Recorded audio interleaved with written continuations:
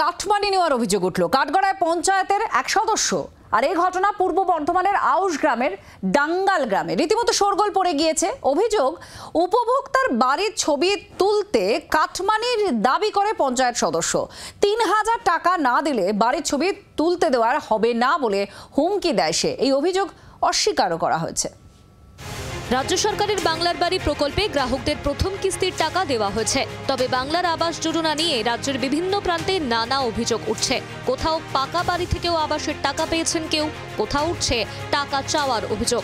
এবার কাটমানি না দেওয়ায় উপভোক্তার নির্মীয়মান বাড়ির ছবি তুলতে বাধা দেওয়ার অভিযোগ উঠল পঞ্চায়েত সদস্যের বিরুদ্ধে। পূর্ব বর্ধমানের আউশ গ্রামের ঘটনায় শোরগোল।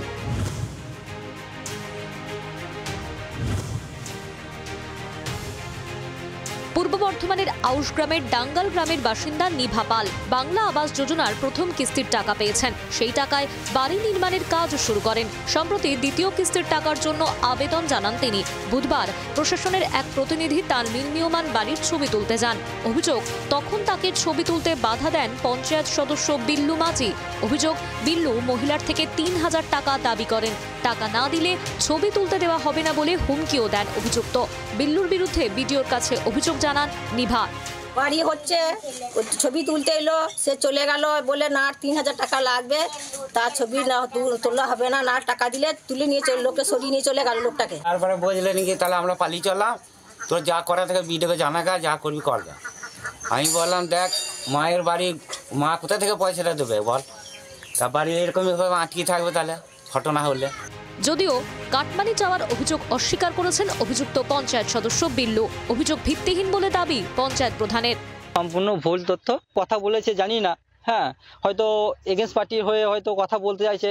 অভিযোগ ভিত্তিহীন, অভিযোগটা মিথ্যাই, কারণ আমি জানি না, সেটা হচ্ছে কথা। বাংলার আবাস প্রকল্পে কাটমানি চাওয়ার অভিযোগ সামনে আসতেই সুর চড়িয়েছেন বিরোধীরা। আমাদের ভারতীয় জনতা পার্টির তরফ থেকে এই ঘটনার তীব্র নিন্দা করছি এবং এটা প্রমাণ হয়ে গেল যে তৃণমূল মাঝে মাঝেই বলে যে ১০০ দিনের কাজ, আবাস যোজনা, পঞ্চায়েতের টাকা কেন্দ্র সরকার বঞ্চনা করছে, জোর করে আটকে রাখছে। আজকে তারা দেখুন কি অবস্থা, আজকে পুরো কাটমানিতে ভরে গেছে। কাটমানি ইস্যুতে একাধিকবার জিরো টলারেন্স নীতির কথা ঘোষণা করেছেন মুখ্যমন্ত্রী মমতা বন্দ্যোপাধ্যায়। প্রশাসনিক আধিকারিকদের কড়া পদক্ষেপের নির্দেশও দিয়েছেন তিনি। তবে এখনো কেন কাটমানি কালচারে দানি টানা যাচ্ছে না? কোন সাহসে প্রশাসনের নির্দেশ অমান্য করছেন দলের একাংশ? বাংলা আবাস প্রকল্পে আউশ গ্রামে কাটমানি চাওয়ার অভিযোগ সামনে আসতেই প্রশ্ন উঠছে। পূর্ব বর্ধমান থেকে অরূপ লাহার রিপোর্ট, জি ২৪ ঘন্টা।